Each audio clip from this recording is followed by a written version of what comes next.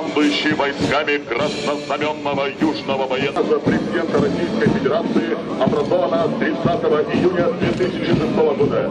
Командир батальона подполковник Штрома Роман Васильевич. Подразделение соединения 44 стали героями России. К трибуне приближается сводный батальон курсантов Найдыш Александр Григорьевич.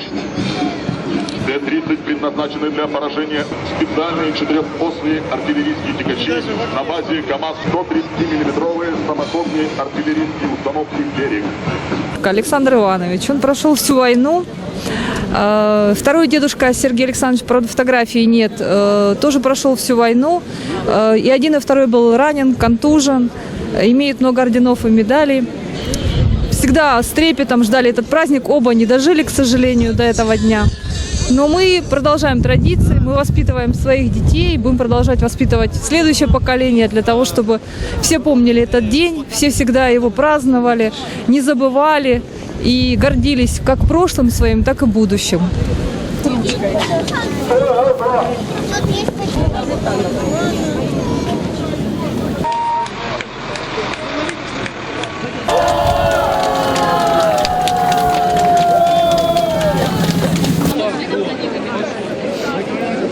победила, Соня?